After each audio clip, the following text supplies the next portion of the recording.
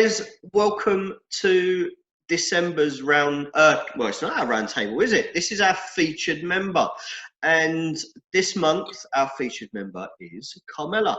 Hi, Carmela. Hi, David. How are you?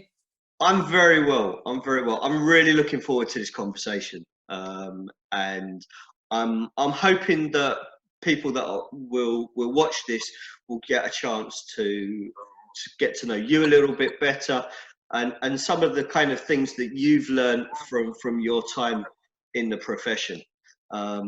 So if anyone has any questions at the end of the video for either Carmela or myself, then by all means bounce those into us, and we can get those across. So Carmela, tell us a little bit more about the wonderful world of Carmela. Right, okay, so my wonderful world of Carmela. So a bit about me. I like to say I'm an integrative counsellor. I guess really it's a bit of an eclectic mix. So as well as counselling, I do hypnotherapy. I'm also a qualified Reiki healer as well, so that's Rahusi and angelic. So you know, I just love a course, you know. Short courses now, though, I have to admit, because my years of doing long courses, no. So, you know, whatever sort of takes my fancy, I'll do the, you know, short courses to try and sort of enhance the work I do with my clients. Mm-hmm. So my journey sort of in counselling actually happened by an accident really, because it was my husband now that sort of suggested that I'd be a good counsellor. Wow. So yeah, I know. So my working life started in a bank.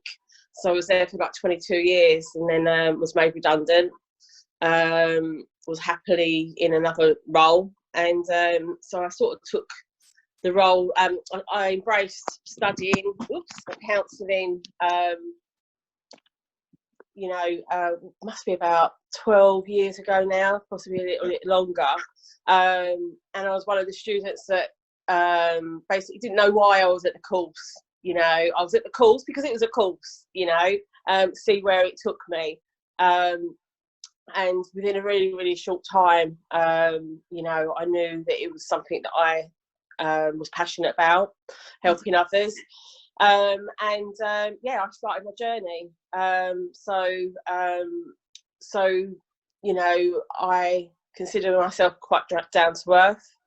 I like to you know, share what I do with my clients in a way that, you know, that feels comfortable for me. So for an example, you know, I believe that all clients are unique, all counsellors are unique. So it's important to embrace the style of client that you have and what, you know, what would benefit them as a learning tool to go forward in their journey.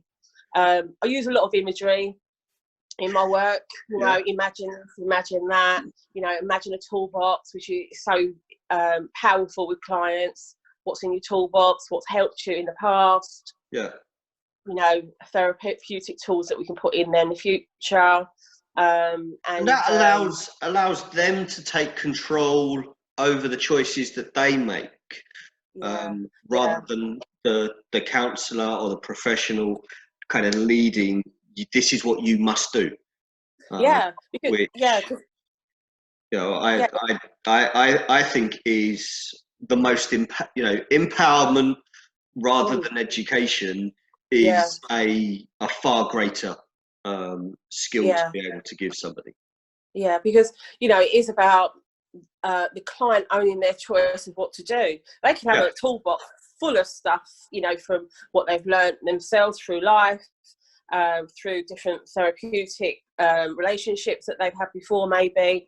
But if they choose not to use it, then there's something else going on, you know, whether that's self-sabotage or something different. So you can sort of learn a lot from the toolbox in a session, if you like, you know. So if they've got lots of things in a toolbox but they're still not choosing to use them, then it might be that, you know, it's not the right time for counselling. maybe, Yeah. or or for all sorts of reasons. Yeah. So like the imagery part, I works for me, and it helps clients to understand, what their journey might look like. I mean, as an example, I might say, imagine yourself as your own sat nav. Where you are at the moment. I like that. I really like that. Isn't where you want to be. Yeah. Your destination is your goal. But if you don't know where your goal is, then you're just simply going to go lots of different roads and journeys, because you don't know what it's going to look like. So goals are really important, even if it's a few bullet points of how you're going to feel when you get there. It stimulates the mind to think about, rather than the difficult place where they are at the moment. Actually, that's my light at the end of the tunnel, is my goal.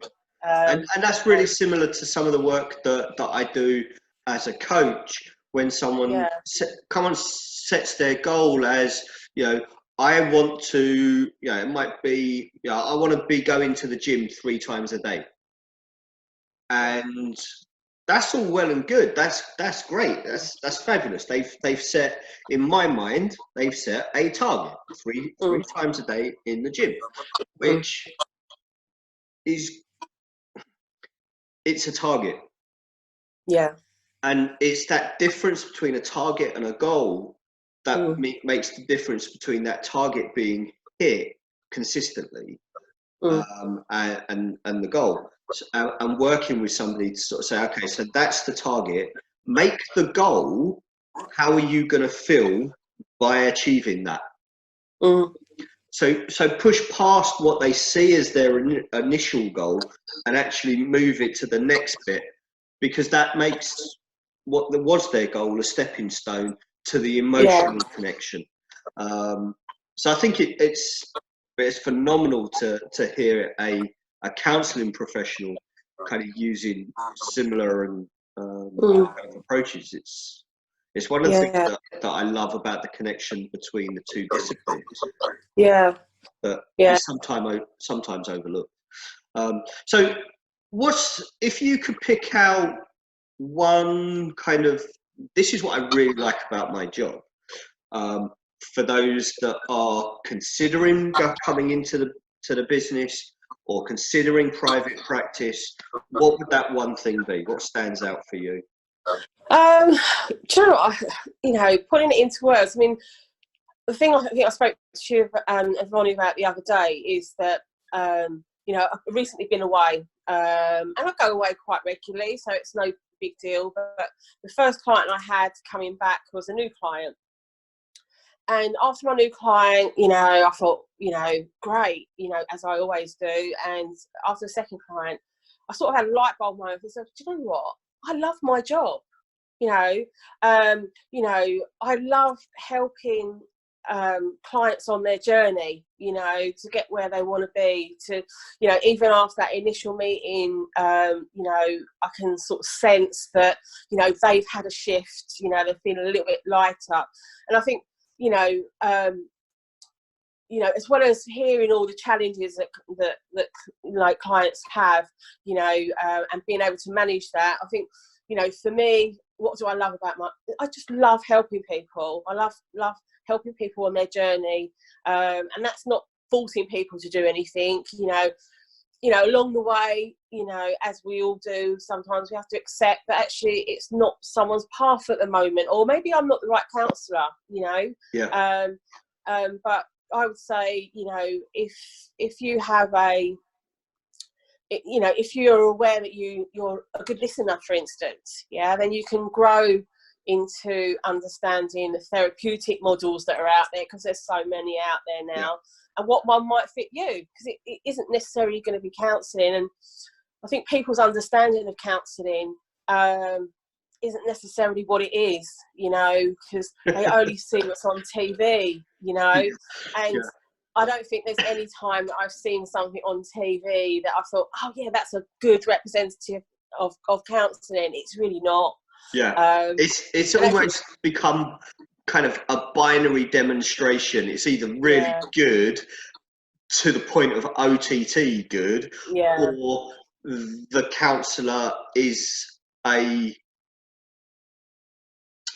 perpetrator of some Yeah. undesirable. And Yeah.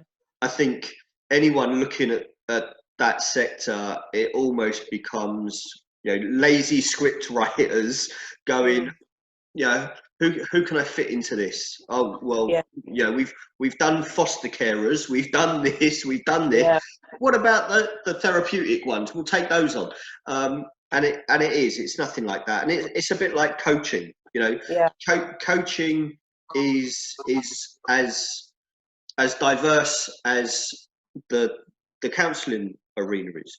Not every coach works like Tony Robbins. Yeah. Yeah. Tony Robbins' own son doesn't work as a coach like Tony Robbins.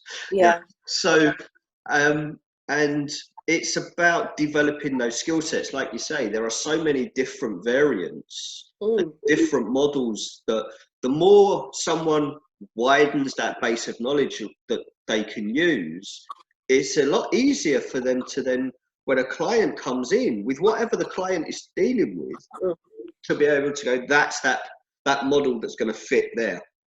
And then you can widen that knowledge base out for the client. Yeah. And I think that's something that, in conversations that we've had before, is widening that base of knowledge, not only for the professional training, so we don't end up with very niche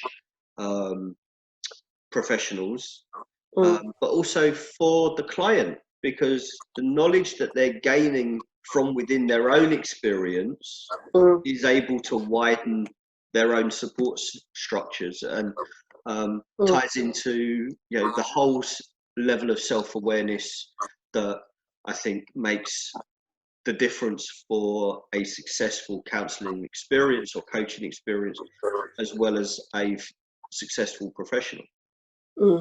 Yeah, that's right. I mean, because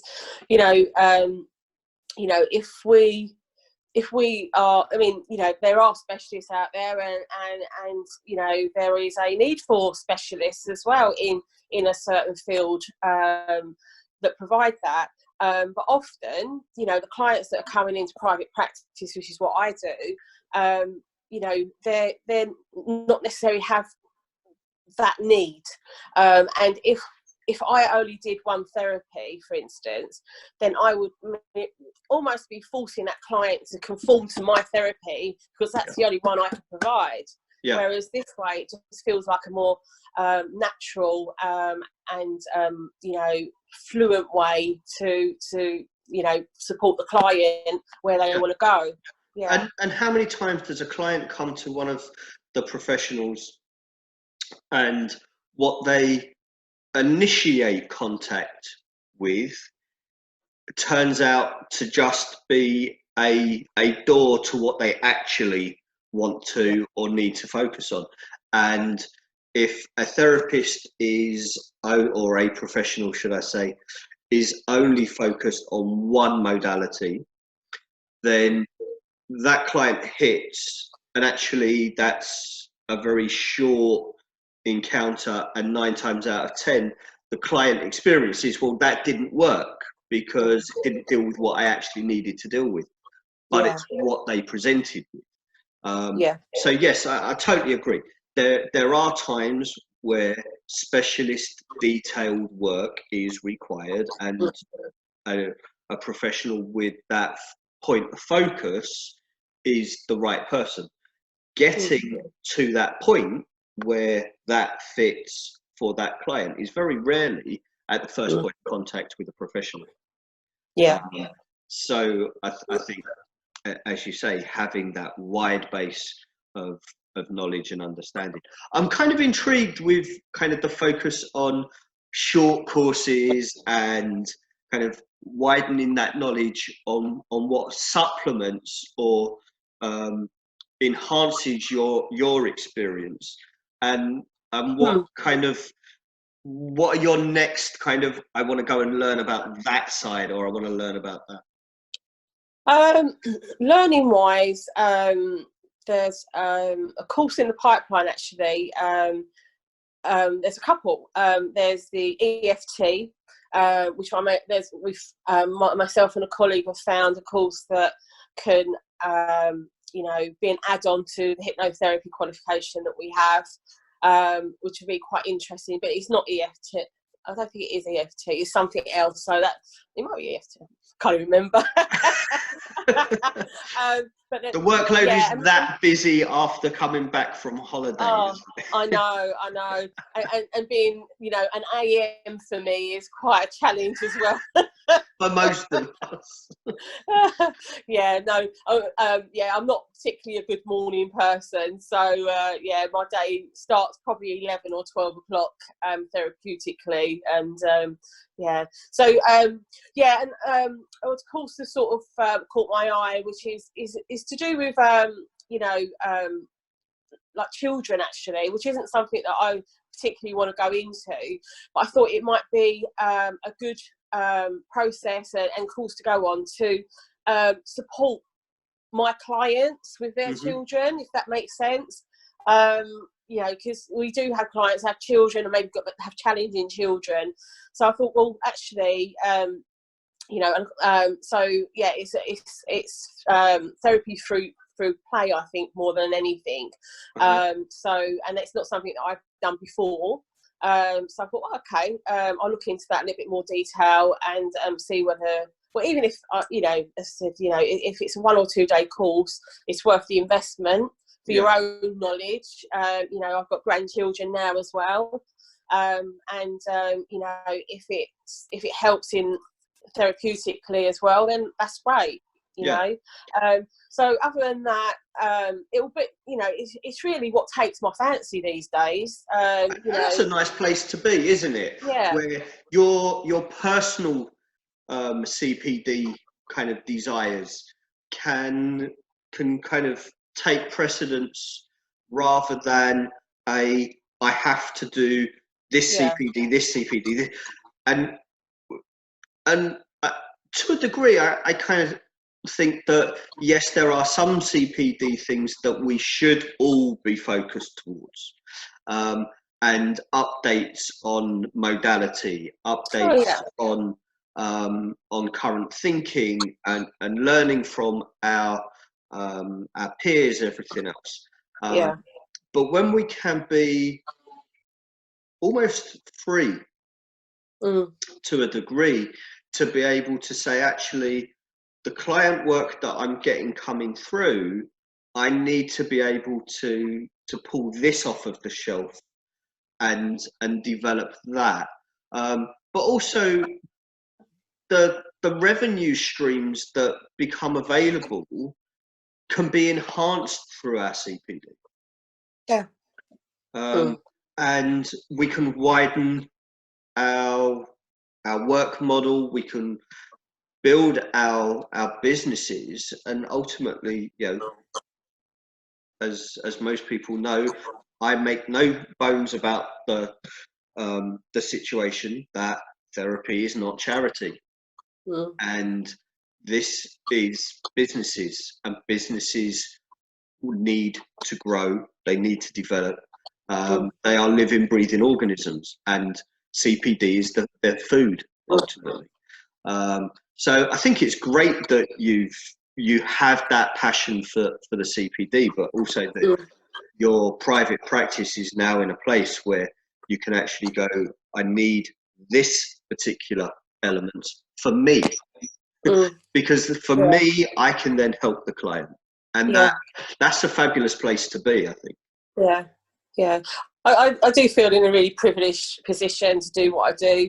And that's part of the reflection on our ending session, that as much as, they're in a place where they want to be to, detach from counselling, it's all, I always feel privileged to be part of that journey and to see a client evolve into, the person that they want to be when they leave. So any way that, I think, if I ever thought that I knew everything, then I think that'd be the time that I'd say, which, you know what, this isn't this isn't the role for me anymore, because, you know, like we've said, things evolve so quickly sometimes. If you're not on the ball, then, you know, you'll simply be left behind as well. But yeah, so I take an indicator, and also, you know, I'm very sort of, you know, aware of my skill set as well. So if someone brings in something and I think, oh, actually, you know, I might need to brush up on that, then I'll brush up on it so that, you know, I'm the best version of me walking into that therapy room that I can be. And the thing that has always struck me in our conversations has always been that your driving passion is not the business.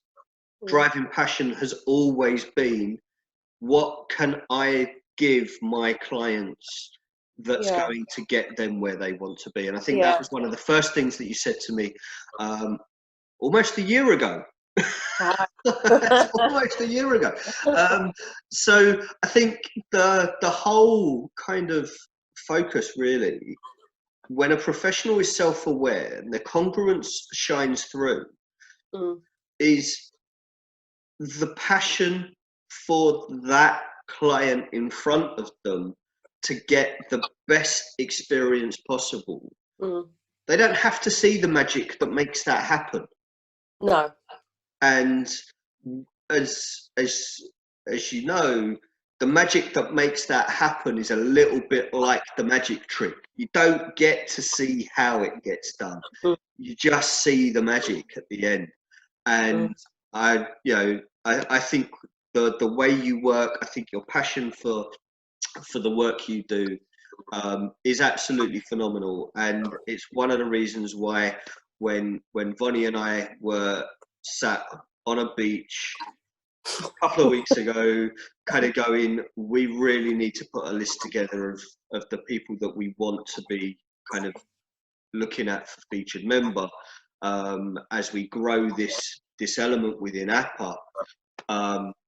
Your name was there shining through, and it's, you know, it is simply because of the passion that shines through on you. It's and it's something that I hope anyone that's watching will be able to pick up on, because you know, I think what you do, the way you work, is absolutely great.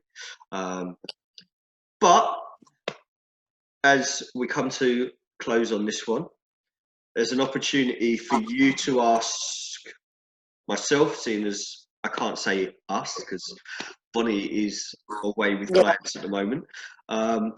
You can ask pretty much whatever you want to know about APA, if there's anything that stands out, if there's anything that you kind of want to share. I guess the only thing that maybe I spoke to Vonnie about when I spoke to her a while back is the maybe the financial support for counsellors going forward if they were to become ill or unable to work. Has there been any movement? I know you've had a fantastic year. Has there been any movement on that yet? Yes, there has. So I can answer this because before this goes out, we should be making the announcement. Good timing. So perfect timing. So for those that don't know, what Carmela is referring to is the A&A Benevolent Fund.